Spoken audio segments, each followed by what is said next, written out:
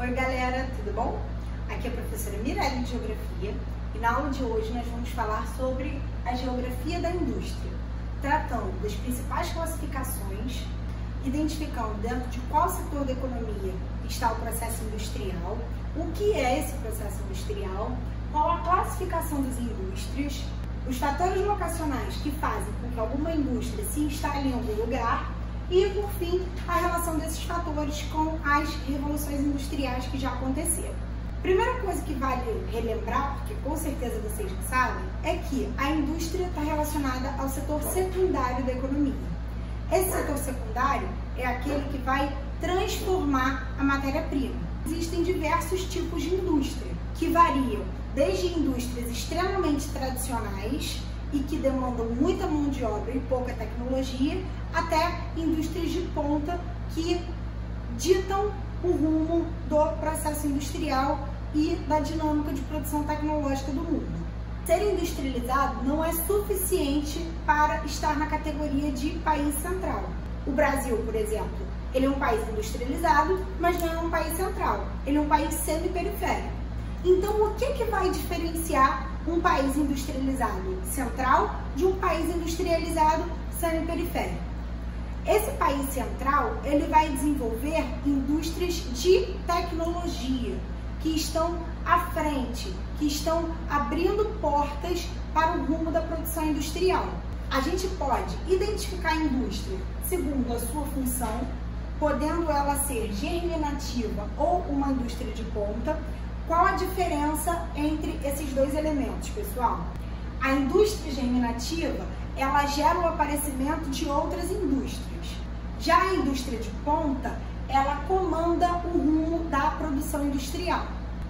Podemos também identificar dois tipos de indústria em relação à produção tecnológica.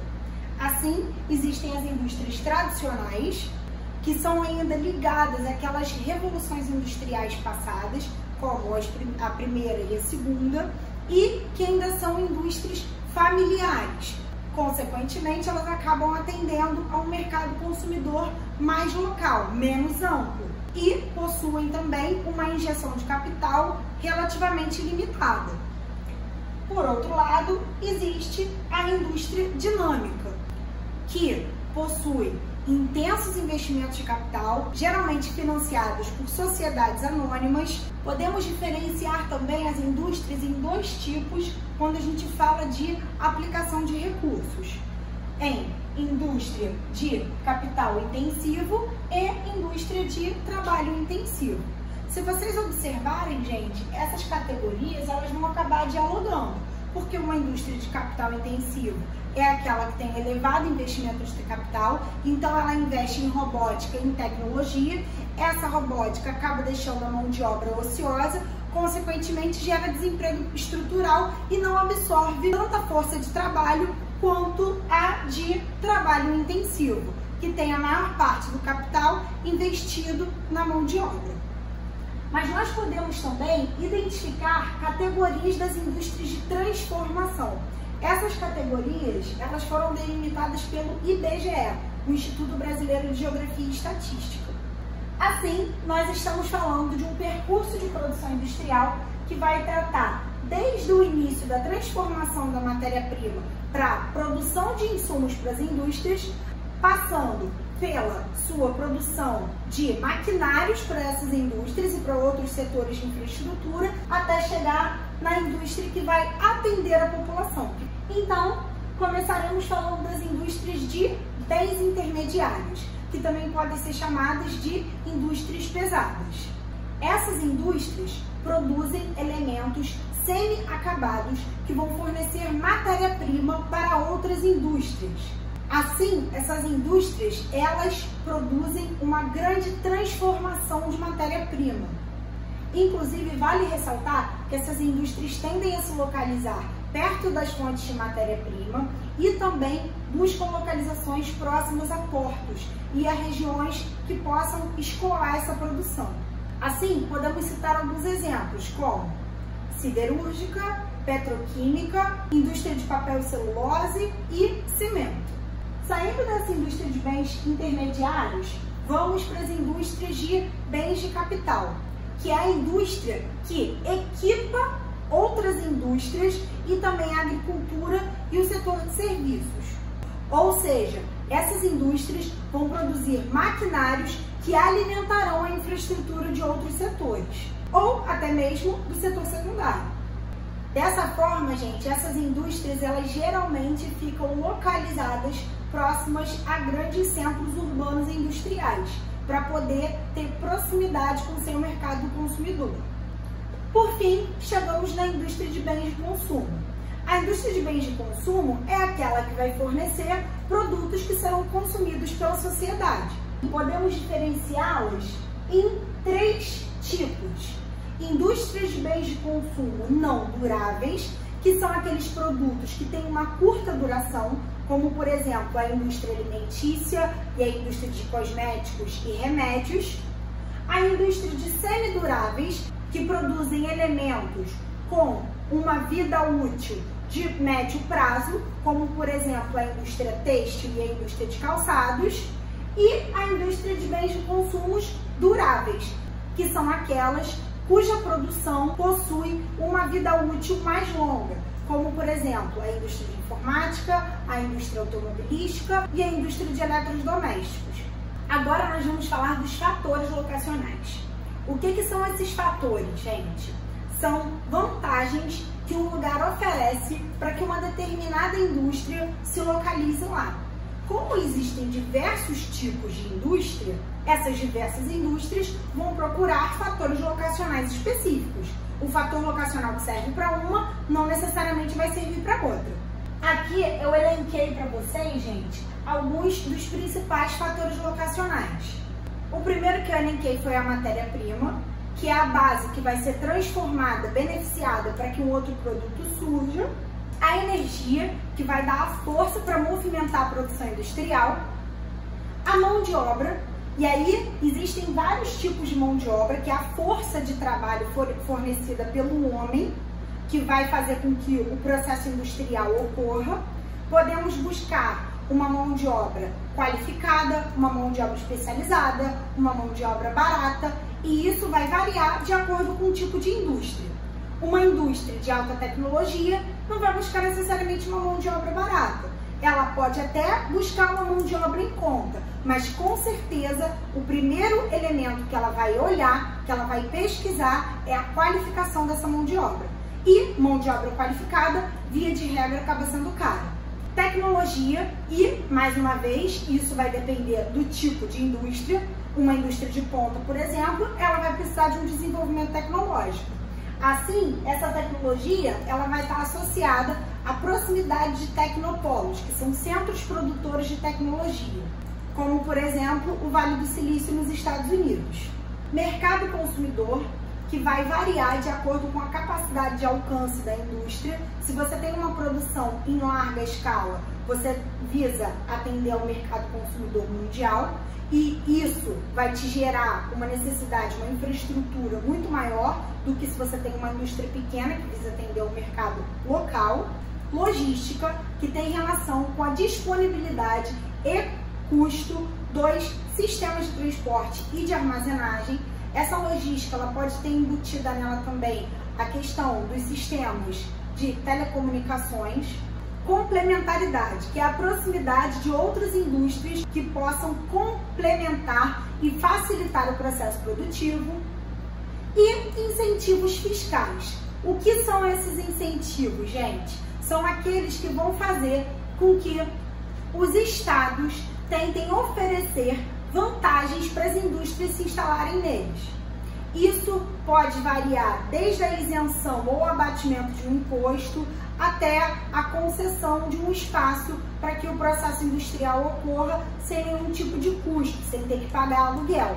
Agora, nós vamos apontar os principais fatores locacionais de cada uma das 3 revoluções industriais. A primeira revolução, ela ocorreu no final do século XVIII. Podemos identificar diversos elementos muito importantes para essa primeira revolução industrial ter acontecido, especialmente na Inglaterra. Mas um elemento foi primordial e fundamental, que eram a existência das bacias carboníferas. O carvão foi considerado a principal fonte de energia da primeira Revolução Industrial. Assim, a gente pode observar que essas primeiras indústrias inglesas, elas foram se instalando próximas a essas reservas de carvão. Nem pensem em transporte de carvão, por dois motivos. Transportar carvão é muito custoso pelo fato dele ser uma rocha, e na época o sistema de transporte ele não era desenvolvido como é hoje em dia. Então era praticamente inviável essa possibilidade. Mas a gente percebe que a segunda revolução ela já trouxe uma modernização nos sistemas de transporte e também trouxe novas fontes de energia, como por exemplo o petróleo e a eletricidade. Por que o petróleo ele se tornou mais utilizado do que o carvão? Por alguns motivos. O primeiro deles é que o potencial energético do petróleo é maior que o do carvão. O segundo, gente, é que o petróleo ele é mais fácil de ser transportado do que o carvão. No início do século XX, surgem os navios petroleiros e os oleodutos, que vão facilitar o deslocamento dessa fonte de energia e que vai fazer com que, a partir de então, as indústrias não precisem se concentrar necessariamente ao lado das reservas fornecedoras de energia. Assim, gente, essa segunda revolução industrial, ela vai trazer o desenvolvimento da indústria petroquímica, que significa o crescimento das indústrias de bens intermediários. Vale ressaltar também que, com o passar do tempo, a logística ela passa a se tornar cada vez mais importante, a partir do momento que as indústrias elas vão querer uma maior mobilidade espacial, tentando reduzir seus custos e ampliarem seus mercados consumidores. Portanto, gente, até a terceira revolução técnico-científico-informacional, a gente percebe uma preocupação muito grande da proximidade entre indústria e mão de obra e mercado consumidor, fazendo com que esses fatores fossem, inclusive, essenciais para o desenvolvimento das cidades e para o aumento da concentração da população urbana nesses centros que vão surgir associados às indústrias. A partir da terceira revolução técnico-científica e informacional, que vai causar um aumento da velocidade, uma redução dos custos dos sistemas de transporte e telecomunicação, a gente vê o gradativo processo de desconcentração industrial. Essa desconcentração, ela vai dar origem a um processo chamado de transnacionalização. Por quê? Porque agora as indústrias elas vão procurar novos fatores locacionais que barateiem os seus custos e aumentem suas margens de lucro. O centro produtivo, a sede, vai se localizar no país central e a produção, a mão na massa, ela vai se desconcentrar para os países periféricos, semiperiféricos. Alguns, inclusive, vão se industrializar a partir desse processo, que é o que a gente chama de países de industrialização recente, que vão se concentrar principalmente no Sudeste Asiático. A partir de agora, com essa terceira revolução, o mercado consumidor ele passa a ser o mundo inteiro. Então, o sistema de transporte, a logística, ele tem que dar conta de disseminar, difundir, transportar com eficiência esses produtos para qualquer parte do mundo. E quais são os novos fatores locacionais que vão atrair essa indústria? A busca por mão de obra barata, os incentivos fiscais vão ser muito importantes, leis ambientais e trabalhistas flexíveis, que permitam uma exploração maior da mão de obra e do meio ambiente, já que as tradicionais áreas industrializadas, elas passaram a oferecer cada vez mais rigor em relação a esses elementos e custos de produção cada vez mais altos.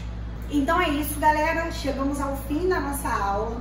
Nas próximas aulas a gente vai começar a falar da industrialização de países especificamente. Eu vou começar com a industrialização brasileira para que depois a gente possa estabelecer comparativos com os demais países, tá certo? Espero que vocês continuem se cuidando. Até lá. Um beijo.